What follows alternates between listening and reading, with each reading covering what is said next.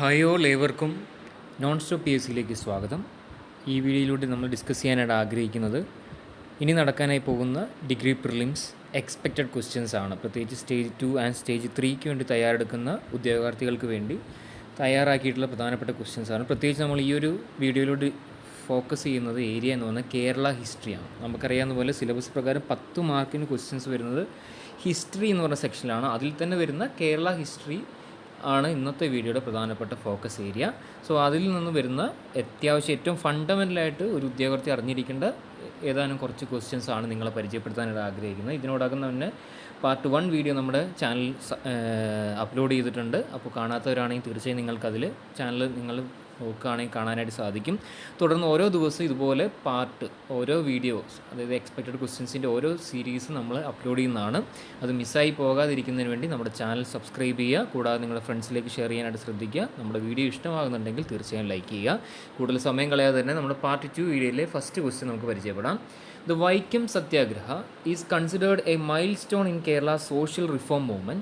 Which of the following statements best describes its objective? അപ്പോൾ വൈക്കം സത്യാഗ്രഹവുമായി ബന്ധപ്പെട്ടുള്ള കാര്യമാണ്. അതിൻ്റെ പ്രധാനപ്പെട്ട ലക്ഷ്യം എന്താണെന്നാണ് ഐഡൻറ്റിഫൈ ചെയ്യേണ്ടത്. നമുക്ക് ഓപ്ഷൻസ് അത് നോക്കാം. First one, to demand independence from British rule. Then to secure temple entry rights for all caste. The third one, to allow lower caste access to public roads around temples. Option D, to abolish land revenue system. അപ്പോൾ ഇതിൽ correct answer ഏതായിരിക്കും? ഇതിൽ നിങ്ങൾക്ക് പ്രധാനമായിട്ട് 2 options ആയിരിക്കാം may be നിങ്ങൾക്ക് ഒരു സംശയം ഉണ്ടാവും. എന്തായാലും ഒന്നാമത് ബ്രിട്ടീഷുകാരുമായിട്ട് ബന്ധപ്പെട്ടുള്ളത് ഒന്നല്ല എന്ന് നമുക്ക് മനസ്സിലാക്കാം. പിന്നെ ലാൻഡ് റവന്യൂ അല്ല എന്ന് മനസ്സിലാക്കാം. അങ്ങനെയാണ് നമ്മൾ എലിമിനേഷൻ മെത്തേഡ് അപ്ലൈ. ഇപ്പം തന്നെ നമ്മൾ 50-50 ആയി. എയും ഡിയും ക്യാൻസൽ ചെയ്തു. ദെൻ ബി ആൻഡ് സി ആണ്. അതിൽ തന്നെ നിങ്ങൾക്കൊരു സംശയം ഉണ്ടാവും. ഇവിടുത്തെ ഈ വേർഡാണ് ടെമ്പിൾ എൻട്രി ഇവിടെയുണ്ട്, അതോടൊപ്പം തന്നെ ഇവിടെ ടെമ്പിൾ എന്ന് കാണുന്നുണ്ട്. അതിൽ തന്നെ നോക്കിയേ, option B, to secure temple entry rights for all caste. ഈ ടെമ്പിൾ എൻട്രി ആണോ എന്നുള്ളതാണ്. നമ്മൾ ഡയറക്റ്റ്ലി വൈക്കം സത്യാഗ്രഹയുടെ പ്രധാനപ്പെട്ട ലക്ഷ്യം എന്ന് പറഞ്ഞാൽ ടെമ്പിൾ എൻട്രി ആയിരുന്നില്ല. പകരം എന്താണ്, ടെമ്പിൾസ്, അതായത് വൈക്കം കോട്ടയം മഹാദേവ വൈക്ക ക്ഷേത്രത്തിലെ അമ്പലത്തിന് ചുറ്റുമുള്ള വഴിയിലൂടെയുള്ള സഞ്ചാര സ്വാതന്ത്ര്യത്തിന് വേണ്ടിയിട്ടാണ് പ്രധാനമായിട്ടും വൈക്കം സത്യാഗ്രഹ പ്രധാനമായിട്ടും മുന്നോട്ട് വെച്ച ലക്ഷ്യം. അപ്പോൾ നോക്കിയേ, option C, to allow lower caste access to public roads around temple. ഇതല്ലേ കറക്റ്റായിട്ട് വരുന്നത്. ഈ വൈക്കം സത്യാഗ്രഹത്തിൻ്റെ ചുവട് പിടിച്ചാണ് പിന്നീട് എന്ത് സംഭവിക്കും, 1936 ക്ഷേത്രപ്രവേശന വിളംബരം, 1931 ഗുരുവായൂർ സത്യാഗ്രഹമൊക്കെ നടത്തി. അങ്ങനെയൊക്കെ സംഭവിക്കും. അപ്പോൾ ഇതിനൊക്കെ തുടക്കം എന്ന് പറയുന്നത് ഏതാണ്, ഈ ഒരു മൂവ്മെൻറ്റാണ്. പക്ഷേ ഈ മൂവ്മെൻറ്റിൻ്റെ പ്രധാനപ്പെട്ട ലക്ഷ്യം എന്ന് പറഞ്ഞാൽ ഇതാണ്, സഞ്ചാര സ്വാതന്ത്ര്യമായിട്ട് ബന്ധപ്പെട്ട്. നമുക്ക് കറക്റ്റ് ആൻസർ നോക്കാം. അപ്പോൾ ഏതാ, ഓപ്ഷൻ സി ആണ് ഇതിൻ്റെ കറക്റ്റ് ആൻസർ. നോക്കി, ആൻസർ സി ആണ്. അതുമായി റിലേറ്റ് ചെയ്ത് കുറച്ച് ഫാക്ട്സ് ഇവിടെ തന്നിട്ടുണ്ട്. പ്രധാനമായിട്ടും വൈക്കം സത്യാഗ്രഹം നടന്നിരിക്കുന്നത് സ്റ്റാർട്ട് ചെയ്ത വർഷം 1924, അവസാനിച്ച് 1925 ആണ്.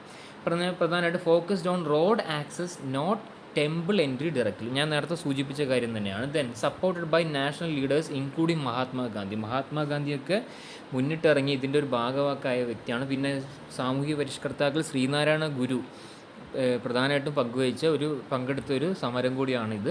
ഈ വൈക്കം സത്യാഗ്രഹത്തിന് പ്രധാനപ്പെട്ട ലീഡർ ആരാന്ന് ചോദിച്ചാൽ ഞാൻ കഴിഞ്ഞ പാർട്ടിൽ ഓൾറെഡി മെൻഷൻ ചെയ്താണ്, ആര്, ടി.കെ. മാധവനാണ്. Then precursor to temple entry proclamation, അതായത് ഞാൻ നേരത്തെ പറഞ്ഞ ക്ഷേത്രപ്രവേശന വിളംബരത്തിനൊക്കെ മുന്നോടിയായിട്ട് നടന്നിട്ടുള്ള സമരമാണ്. അപ്പോൾ ഇത്രയും റിലേറ്റഡ് ഫാക്ട്സ് നമ്മൾ ഒറ്റ ക്വസ്റ്റ്യൻ നമ്മൾ നോക്കി. അതോടൊപ്പം തന്നെ എങ്ങനെ how to make a proper elimination method, ആ ഒരു കാര്യം നമ്മൾ ഈ ഒറ്റ ക്വസ്റ്റ്യൻ വഴി നോക്കി. ക്ലിയർ ആണെന്ന് വിചാരിക്കും. നമ്മൾ സെക്കൻഡ് ക്വസ്റ്റ്യൻ നോക്കാം. Which ruler issued the historic temple entry proclamation in Travancore in 1936. നമ്മൾ നേരത്തെ പറഞ്ഞല്ലേ, 1936 ക്ഷേത്രപ്രവേശന വിളംബരം പ്രഖ്യാപിച്ചതില്ലെങ്കിൽ അത് മുന്നോട്ട് വെച്ച് ഉടമ്പടി ചെയ്ത ഭരണാധികാരി ആരാ, ട്രാവൻകൂർ, അതായത് തിരുവിതാംകൂർ ഭരണാധികാരി ആരാണെന്നാണ് ഐഡൻറ്റിഫൈ ചെയ്യേണ്ടത്. Option A, Swathi Thirunal. Option B, Sreemoolam Thirunal. Option C, Shri Chithira Thirunal Balarama Varma. Option D, Marthanda Varma. വളരെ സിമ്പിൾ ക്വസ്റ്റ്യൻ ആണ്. ഇത് എന്തുകൊണ്ടാണെന്ന് വെച്ചാൽ ഏറ്റവും അടിസ്ഥാനമായിട്ട് അറിഞ്ഞിരിക്കേണ്ടതാണ്. അതുകൊണ്ടാണ് ഇതിൽ ഉൾപ്പെടുത്തിയിരിക്കുന്നത്. ഏതായിരിക്കും? ഓപ്ഷൻ സി ആണ്. ശ്രീ ചിത്തിര തിരുനാളാണ് ഈ ഒരു പ്രൊക്ലമേഷൻ മുന്നോട്ട് വെക്കുന്നത്. അതിന് റിലേറ്റഡ് ഫാക്ട്സ് നോക്കി, ആൻസർ സി തന്നെയാണ്. അതായത് ഇഷ്യൂഡ് ഓൺ November 12, 1936. നമുക്ക് എപ്പോഴും അറിയുന്ന എപ്പോഴായിരിക്കും, വർഷം മാത്രമേ ഓർമ്മയാണ്, 1936. പക്ഷേ എക്സാക്റ്റ് ഡേറ്റ് ചോദിച്ചു കഴിഞ്ഞാൽ നവംബർ മാസം 12-ാം തീയതിയാണ്.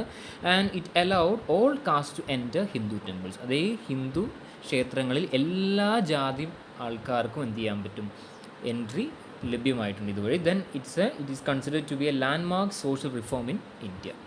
ദെൻ നെക്സ്റ്റ് ക്വസ്റ്റ്യൻ നോക്കാം. കൊളച്ചൽ യുദ്ധവുമായി ബന്ധപ്പെട്ട ദ ബാറ്റിൽ ഓഫ് കൊളച്ചൽ ഏതാ വർഷം 1741 ഈസ് ഹിസ്റ്റോറിക്കലി സിഗ്നിഫിക്കൻറ്റ് ബിക്കോസ്. എന്താണ് ഈ ബാറ്റിൽ ഓഫ് കൊളച്ചൽ കൊണ്ട് ഉദ്ദേശിക്കുന്നതാണ് ഐഡൻറ്റിഫൈ ചെയ്യേണ്ടത്. നോക്കാം. British defeated Mysore forces. Option B Travancore defeated the Dutch East India company. Option C Portuguese defeated Zamorin. And finally option D French defeated British. ഏറ്റവും അടിസ്ഥാനമായിട്ട് അറിഞ്ഞിരിക്കുന്നത് പ്രത്യേകിച്ച് മാർത്താണ്ഡവർമ്മ ഭരണാധികാരിയായിട്ട് ബന്ധപ്പെട്ട ഒരു യുദ്ധം കൂടിയാണ് ഇത് 1741 നടന്നിട്ടുള്ള കൊളച്ചൽ യുദ്ധം. ഇതിൻ്റെ കറക്റ്റ് ആൻസർ ഏതായിരിക്കും? നിങ്ങൾക്ക് തന്നെ അറിയായിരിക്കും. ഇതാണ് Travancore defeated the Dutch East India കമ്പനിയാണ് 1741. ഇതോടുകൂടിയാണ് ഈ കേരളത്തിൽ ഡച്ചുകാരുടെ സ്വാധീനം, ഇല്ലെങ്കിൽ ഡച്ചുകാരെ പൂർണ്ണമായിട്ട് അവസാനിപ്പിക്കാൻ ഉതകുന്ന രീതിയിലൊരു സമരമായിട്ട് ഇത് പിന്നീട് മാറി.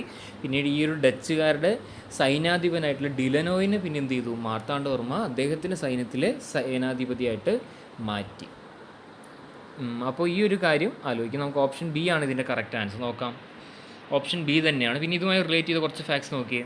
Lead by Marthanda Varma. ഇത് മുന്നോട്ട് നയിച്ചത്, ഈ സമരം നയിച്ചതാരാണ്? മാർത്താണ്ഡവർമ്മയാണ്. First Asian kingdom to defeat a European. ഒരു യൂറോപ്യൻ ശക്തിയെ പരാജയപ്പെടുന്ന ആദ്യത്തെ ഏഷ്യൻ രാജവംശം ഏതാണെന്ന് ചോദിച്ചാൽ അത് മാർത്താണ്ഡവർമ്മ. പ്രത്യേകിച്ച് രാജവംശം ഏതാ? തിരുവിതാംകൂറാണ്. അദ്ദേഹം റെപ്രസെൻ്റ് ചെയ്ത ഏതാ? തിരുവിതാംകൂർ ഡൈനാസ്റ്റിനെയാണ് റെപ്രസെൻ്റ് ചെയ്തത്. Then Dutch commander De Lannoy later served Travancore. ഞാൻ നേരത്തെ പറഞ്ഞില്ലേ, തിരുവിതാംകൂറിൻ്റെ കപ്പിത്താനൊക്കെ ആയിട്ടാണ് പിന്നീട് അറിയപ്പെട്ടത്.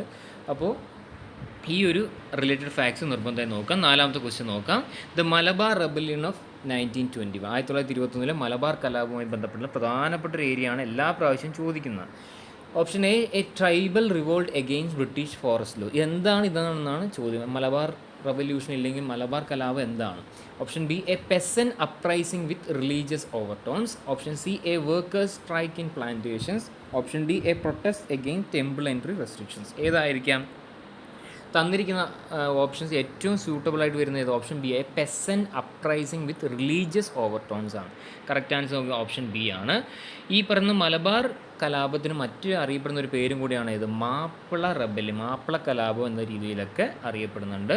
Then it was against British and landlord. ബ്രിട്ടീഷുകാർക്ക് എതിരെയും പോരാടിയിട്ടുണ്ട്. അതോടൊപ്പം തന്നെ കേരളത്തിലുള്ള പ്രധാനപ്പെട്ട പ്രത്യേകിച്ച് മലബാറിലുള്ള ലാൻഡ് ലോഡ്സിനെതിരെയും ഈ സമരം മുന്നോട്ട് വന്നിട്ടുണ്ട്. Then it had agrarian plus religious dimension. അതായത് കുറച്ചൊരു കലാപത്തിൻ്റെ അത്രയും തീവ്രമായ ഒരു വശവും ഉണ്ടായിരുന്നു. അതോടൊപ്പം തന്നെ മതപരമായിട്ടുള്ളൊരു സമരവും കൂടിയായിരുന്നു എന്ന്. അതുകൊണ്ടാണ് ഇവിടെ പറഞ്ഞിരിക്കുന്നത് peasant uprising with religious overtones എന്ന് പറഞ്ഞിരിക്കുന്നത്. ഇനി അഞ്ചാമത്തെ ക്വസ്റ്റ്യൻ നോക്കിയേ. Which of the following reforms is most closely associated with Ayyankali. Next പ്രധാനപ്പെട്ട സോഷ്യൽ റിഫോമറാണ് ആര്? അയ്യങ്കാളി. അദ്ദേഹവുമായി ബന്ധപ്പെട്ട ഏറ്റവും ഇതിൽ ബെസ്റ്റായിട്ട് സൂട്ട് ചെയ്യുന്ന ഓപ്ഷൻ ഏതാണെന്നാണ് ഐഡൻറ്റിഫൈ ചെയ്യേണ്ടത്. First one temple entry movement. Option B education rights for depressed classes. Option C formation of SNDP Yogam. And option D abolition of Sati. ഏതായിരിക്കും ഇതിൻ്റെ കറക്റ്റ് ആൻസറായിട്ട് വരുന്നുണ്ടാവുക? അബോളിഷൻ ഓഫ് സതിയുമല്ല, SNDPയുമല്ല, ദെൻ ടെമ്പിൾ എൻട്രി മൂവ്മെൻറ്റ്. പിന്നെ ഏതായിരിക്കും? ദളിത്, അതായത് ഡിപ്രസ്ഡ് ക്ലാസ്സിന് വേണ്ടിയിട്ടുള്ള പ്രധാനമായിട്ടും അദ്ദേഹത്തിൻ്റെ സമര പോരാട്ടങ്ങളൊക്കെ നടന്നു. അതുകൊണ്ട് തന്നെ ഓപ്ഷൻ ബി ആണ് ഇതിൻ്റെ കറക്റ്റ് ആൻസറായിട്ട് വരും. നമുക്ക് റിലേറ്റഡ് ഫാക്ട്സ് നോക്കാം. Leader of Dalit rights movement. ദളിതിൻ്റെ അവകാശങ്ങൾക്ക് വേണ്ടി മുന്നിട്ടിറങ്ങിയ സമര നേതാവാണ്, സാമൂഹ്യ പരിഷ്കർത്താവാണ് ആര്? Ayyankali. Then he started schools for lower caste. താഴ്ന്ന ജാതിയിൽ വരുന്ന കുട്ടികൾക്ക് വേണ്ടി പഠിക്കുന്നതിന് വേണ്ടി വിദ്യാലയങ്ങൾ അദ്ദേഹം സ്ഥാപിച്ചു. And he organised agricultural labour strikes, അതായത് ഭൂസമരങ്ങളൊക്കെ നടത്തിയിരുന്നു. പിന്നെ അദ്ദേഹവുമായി ബന്ധപ്പെട്ട പ്രധാനപ്പെട്ട ഏതൊക്കെയാണ്? കല്ലുമാല സമരം നടത്തിയ സാമൂഹ്യ പരിഷ്കർത്താവ് ആരാന്ന് ചോദിച്ചാൽ അതാരാ? ഈ പറയപ്പെടുന്ന അയ്യങ്കാളിയാണ്. ആറാമത്തെ ക്വസ്റ്റ്യൻ നോക്കാം. SNDP യോഗം. ആരും ആ പേര് തന്നെ നോക്കിയാൽ നമുക്കൊരു സാമൂഹ്യ പരിഷ്കർത്താവിനെ കിട്ടും. അത് തന്നെയാണ് ചോദ്യം തന്നെ. SNDP Yogam was founded under the guidance of which social reformer? Chattampi Swamikal, Sree Narayana ഗുരു, വക്കം മൗലവി, സഹോദരൻ അയ്യപ്പൻ. ഏതായിരിക്കും? ആ പേര് നോക്കിയേ. ഈ എസ്സും എന്നും എന്ന് പറയുന്ന ലെറ്റർ ഏതിനെ സൂചിപ്പിക്കും? ശ്രീനാരായണ. മനസ്സിലായില്ലേ? പിന്നെ ധർമ്മപരിപാലന യോഗം. ഇതാണ് അതിൻ്റെ കംപ്ലീറ്റ് ഫുൾ ഫോം. അതിൽ തന്നെ ഏതാ ആൻസർ ഉണ്ട്? ശ്രീനാരായണ ഗുരു ആണ് അതിൻ്റെ കറക്റ്റ് ആൻസർ. ഓപ്ഷൻ ബി ആണ്. ഫാക്ട്സ് നോക്കി. It was founded in 1903. 1903 ഇത് സ്ഥാപിക്കപ്പെടുന്നത്. SNDP യോഗം സ്ഥാപിക്കപ്പെടുന്നത്.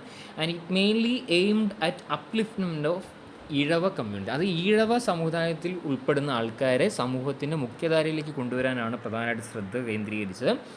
ആൻഡ് പ്രധാനപ്പെട്ട ഒരു സ്ലോഗൻ പോലെ നമ്മൾ ഇന്നും കരുതപ്പെടുന്ന ഒരു പ്രധാനപ്പെട്ട ഒരു ആപ്തവാക്യമാണ് അത്, one cast one religion one God, ഒരു ജാതി ഒരു മതം ഒരു ദൈവം മനുഷ്യന്. അതാരുടെ ആപ്തവാക്യം എന്നൊക്കെ ചിലപ്പോൾ വേറെ രീതിയിലും ചോദിക്കാം, ശ്രീനാരായണ ഗുരു. അപ്പോൾ നമ്മൾ കുറച്ച് റിലേറ്റഡ് ഫാക്ട്സും ആ ഒരൊറ്റ ക്വസ്റ്റ്യൻ നിന്ന് പഠിച്ചേ.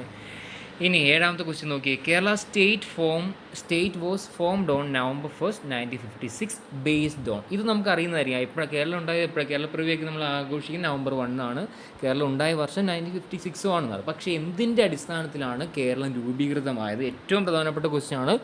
ഫസ്റ്റ് ഡിഗ്രി പ്രിലിംസ് ഇപ്പോൾ നടന്നിട്ടുള്ള, അതായത് 2026 നാളിൽ ഫസ്റ്റ് സ്റ്റേജിൽ ഇതുമായി റിലേറ്റ് ചെയ്ത ക്വസ്റ്റ്യൻ വന്നിട്ടുണ്ടോ. ആ ഒരു കമ്മിറ്റിയുടെ അടിസ്ഥാനത്തിലാണ് ഇത് പ്രധാനമായിട്ടും വന്നിരിക്കുന്നത്. ആ കമ്മിറ്റിയിൽ എത്ര അംഗങ്ങൾ ഉണ്ടായിരുന്നു എന്നാണ് ചോദ്യം വന്നിരുന്നത്.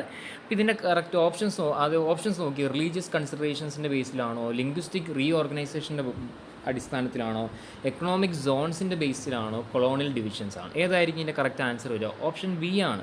അതായത് ഭാഷയുടെ അടിസ്ഥാനം, ഒരേ ഭാഷ സംസാരിക്കുന്ന ജനങ്ങളെ കൂട്ടി സംസ്ഥാന രൂപീകരണം. അതുകൊണ്ട് തന്നെ 1953 എന്ന് പറയപ്പെടുന്ന സംസ്ഥാന പുനഃസംഘടന, ഭാഷാടിസ്ഥാനത്തിലൊരു സംഘടന രൂപീകൃതമാകുന്നു. അതിൻ്റെ അധ്യക്ഷനായിട്ട് വന്ന വ്യക്തിയാണ് ആര്? ഫസൽ അലി. അതിൽ എത്ര അംഗങ്ങളുണ്ട്? അതായിരുന്നു ഇതിനു മുമ്പ് ചോദിച്ച 3 പേരാണ് ആ ഒരു കമ്മിറ്റിയിൽ വന്നിരുന്നത്.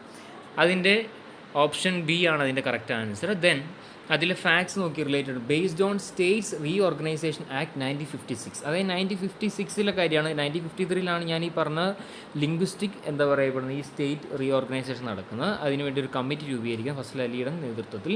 United Travancore, Cochin and Malabar. അങ്ങനെയാണ് പ്രധാനമായിട്ട് ഇതെല്ലാം കൂടി കൂട്ടിച്ചേർത്താണ് ഇന്നത്തെ കേരളം ഉണ്ടായിട്ടുള്ളത്. Then Malayalam speaking regions combine. അപ്പോൾ ഇതിൻ്റെ അടിസ്ഥാനത്തിൽ, ഭാഷയുടെ അടിസ്ഥാനത്തിലാണ് ഒരേ ഭാഷ സംസാരിക്കുന്ന വ്യക്തികളെല്ലാം കൂട്ടിച്ചേർത്തിട്ടാണ് എന്ത് രൂപീകരിച്ചിട്ടുള്ളത്? കേരളം. അതായത് പ്രധാനമായിട്ട് പിന്നെ ഇതിൽ മറ്റൊരു പ്രധാനപ്പെട്ട ഒരു കാര്യം എന്ന് വെച്ചാൽ 1.25 കോടി മലയാളികൾ എന്ന് പറഞ്ഞ പുസ്തകം എഴുതിയ വ്യക്തി ആരാന്ന് ഇതിനു മുമ്പ് ചോദിച്ചിട്ടുണ്ട്. ആരാ? EMS നമ്പൂതിരിപ്പാടാണ്. അപ്പോൾ അതും ഇതുമായി ബന്ധപ്പെട്ട റിലേറ്റഡ് ഫാക്റ്റാണ്. നെക്സ്റ്റ് ക്വസ്റ്റ്യൻ നോക്കിയേ. The arrival of Vasco da Gama, പ്രധാനപ്പെട്ട മറ്റൊരു ഏരിയയാണ്. അറൈവൽ ഓഫ് യൂറോപ്യൻസ് എന്ന സെക്ഷൻ നോക്കുകയാണെങ്കിൽ അറ്റ് കാപ്പാട് ഇൻ 1498 മാർക്ഡ്. അത് എന്തിനെയാണ് സൂചിപ്പിക്കുന്നത്? ആ വരവ്. Beginning of Mughal rule in Kerala, establishment of British power, beginning of European trade contacts with India, end of spice trade. ഏതായിരിക്കും ഇതിൻ്റെ കറക്റ്റ് ആൻസർ ആയിട്ട് വരിക? ഓപ്ഷൻ സി ആണ്. ബിഗിനിങ് ഓഫ് യൂറോപ്യൻ ട്രേഡ്, അതായത് യൂറോപ്യൻസ്, അതായത് അറൈവൽ ഓഫ് യൂറോപ്യൻസ് എന്നാണ് ആ ഒരു സെക്ഷൻ തന്നെ പേര്. അതിൽ തന്നെ നിങ്ങൾ ആലോചിക്കേണ്ട ഒരു എളുപ്പ കോഡാണ് ഏത്? PDEF. ഈ ക്രമത്തിലാണ് കേരളത്തിലേക്ക് യൂറോപ്യൻ ശക്തികൾ ആദ്യം വന്നത്. P എന്തിനെ സൂചിപ്പിക്കുന്നു? പോർച്ചുഗീസാണ്. D for Dutch, E for English and F for French. അതിൽ തന്നെ ആദ്യം വന്നതാരാ? പോർച്ചുഗീസുകാർ. പക്ഷേ അവസാനം കേരളത്തിൽ നിന്ന് പോയതും ആരാ? പോർച്ചുഗീസാണ്. പലപ്പോഴും തെറ്റിക്കുന്ന ചോദ്യമാണ്. നമ്മൾ വിചാരിക്കും PDF എന്ന് പറയുമ്പോൾ ഏറ്റവും ലാസ്റ്റ് വന്ന ഫ്രഞ്ചാണ്, അവർ തന്നെയായിരിക്കും ഏറ്റവും ലാസ്റ്റ് പോയിട്ടുണ്ടാകും. പക്ഷേ അത് തെറ്റാണ്. ആദ്യം വന്നതും കേരളം വിട്ട് അവസാനം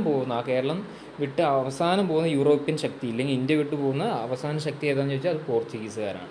പിന്നീടാണ് ഡച്ചുകാരുമായി ബന്ധപ്പെട്ട യുദ്ധം ആണ് നമ്മളിപ്പോൾ പഠിച്ച കൊളച്ചൽ യുദ്ധം. എന്ന് പറഞ്ഞാൽ ഇംഗ്ലീഷ് ബ്രിട്ടീഷ് ഈസ്റ്റ് ഇന്ത്യ കമ്പനിയൊക്കെ സ്ഥാപിതമായി ട്രേഡിന് വേണ്ടി വന്നു. പിന്നീട് ഇന്ത്യ എന്ന് പറഞ്ഞ രാജ്യത്തിന് വിഭജിച്ച് ഭരിച്ച് പ്രശ്നങ്ങളുണ്ടാക്കി അവസാനം നമ്മൾ എന്ത് ചെയ്തു? സ്വാതന്ത്ര്യം നേടിയെടുത്തു. F എന്ന് പറഞ്ഞാൽ ഫ്രാൻസ്. പിന്നെ ഡച്ചുകാരുമായി ബന്ധപ്പെട്ട ഒരു ക്വസ്റ്റ്യൻ കൂടി ഫസ്റ്റ് സ്റ്റേജിൽ ചോദിച്ചിരുന്നു. അതാണ് ഏത്? Hortus Malabaricus. സോ ആ ഒരു ക്വസ്റ്റ്യനും പ്രധാനപ്പെട്ട, അതായത് എങ്ങനെ ചോദ്യം വന്നു വെച്ച് കഴിഞ്ഞാൽ പോർച്ചുഗീസുകാരുമായിട്ട് ബന്ധപ്പെട്ട്, ഹോർത്തൂസ് മലബാറിക്കസ് അല്ല, പോർച്ചുഗീസുകാരുടെ സംഭാവനയിൽ ഉൾപ്പെടാത്തതാണ്. ആ രീതിയിലൊരു ചോദ്യം വന്നു. നിങ്ങൾ എപ്പോഴും ഏത് എക്സാമിന് പോകുന്നു അതിന് തൊട്ട് മുമ്പ് ചോദിച്ചിട്ടുള്ള സ്റ്റേജ് 1 ക്വസ്റ്റ്യൻ പ്രാക്ടീസ് ചെയ്തിട്ട് വേണ്ടി മാത്രം പരീക്ഷയ്ക്ക് പോകാം. അപ്പോൾ അതിൻ്റെ റിലേറ്റഡ് ഫാക്ട് നോക്കിയേ.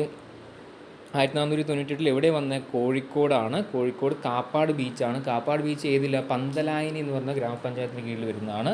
ഈ പറഞ്ഞ കാപ്പാട് ബീച്ച് എന്ന് പറഞ്ഞാൽ ബ്ലൂ ഫ്ലാഗ് സർട്ടിഫിക്കേഷൻ കിട്ടിയിട്ടുള്ള ഇന്ത്യയിലെ ഏതാനും കടൽ തീരങ്ങളിൽ വരുന്ന, അതായത് കടലുകളിൽ വരുന്ന ഒന്നാണ് Kappad beach. Then he open sea route from Europe to India. ഇതുവഴി ഇവരുടെ വരവോടുകൂടി എന്ത് ചെയ്തു? യൂറോപ്പും ഇന്ത്യയും തമ്മിലൊരു വ്യാപാരത്തിന് തുടക്കം കുറിക്കുകയാണ്. And it also led to the Portuguese dominance. ഇതുവഴിയാണ് പോർച്ചുഗീസ് ആധിപത്യം കേരളത്തിൽ സ്ഥാപിതമാകുന്നത്. 9ാമത്തെ ക്വസ്റ്റ്യൻ നോക്കിയേ.